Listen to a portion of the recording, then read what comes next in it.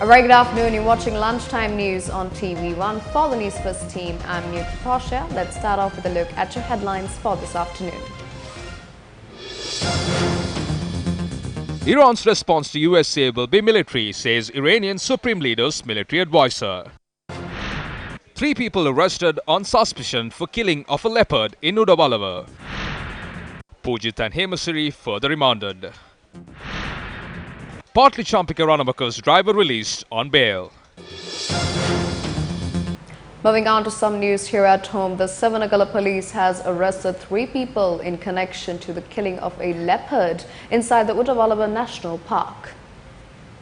The police said the 3 suspects have been identified as residents from Savanagala, Nelumbawa. A 3-wheeler that was used to transport the leopard's remains was also captured by the police. The police also said the suspects will be produced to the Ambalipitiya Magistrates Court.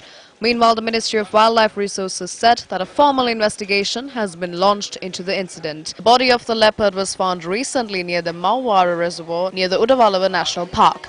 The Police Special Task Force has launched an investigation with the help of wildlife officers, which is still underway.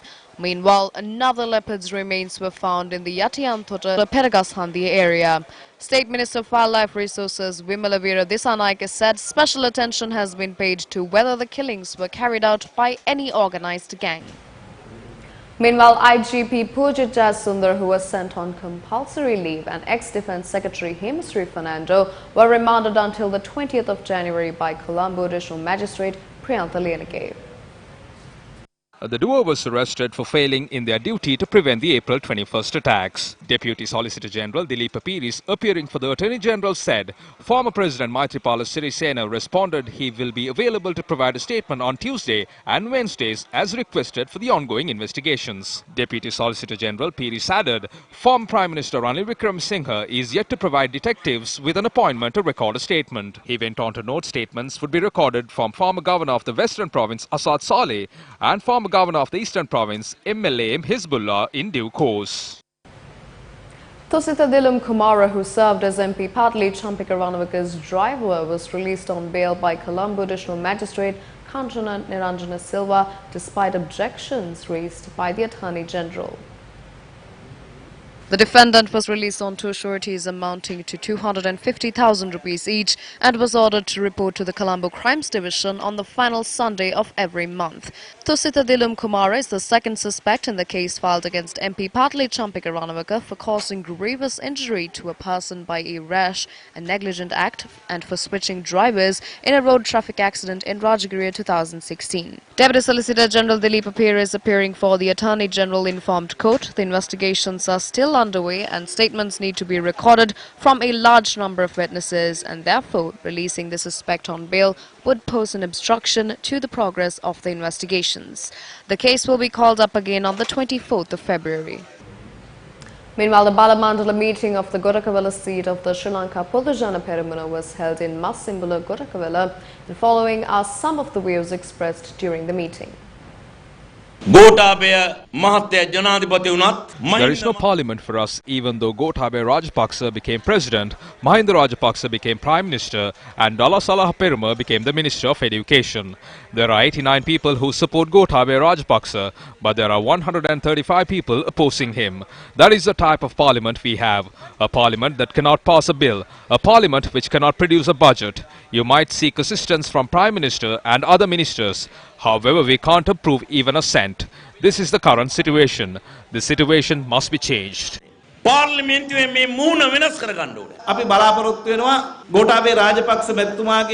are expecting to take forward Gotabaya Rajapaksa's program. After the 2nd of March, we will win the election due to be held on the 25th of April and form a government with 2/3 majority. Another public rally to thank the people who supported Sajid Premadasa during the presidential election was held in Wattala yesterday. The rally was held under the auspices of opposition leader Sajid Premadasa. The rally was attended by several local politicians and party members.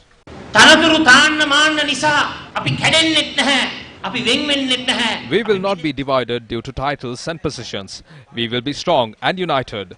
However, one of the main reasons for the fate we are facing today is killing time and the delay to take proper decisions in a timely manner. To those who hang on to their position and titles, we say, hold on to it until your time comes. Until then, Sajid Premadasa will continue to serve the people across the island. When nearly 5.6 million people supported us, 6.9 people supported our opposition and strengthened them. As a result, we are requesting the government to implement the policies put forward during the elections and produce a budget that enables to implement these policies. Because they will now come back and say they need 2/3 of majority to fulfill those promises. You do not have to stay till April and May to fulfill those promises. All 225 will provide the support to implement these policies.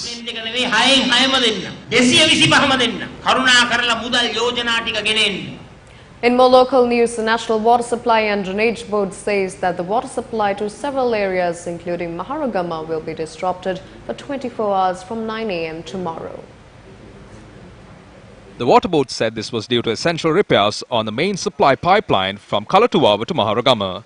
Maharagama, Borlaskamua, Kottava, Pannipitiya, Rukmalgama, Palavatta, Mattegoda, Homagama, Mipe and Paduka will be experiencing the 24-hour water cut starting 9 a.m. tomorrow.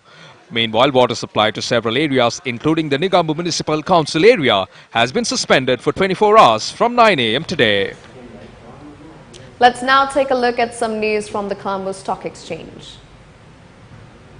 The Colombo Stock Exchange started week on a negative note today, owing to the news reports claiming the government has halted all mega projects until August this year and growing tensions in the Middle East.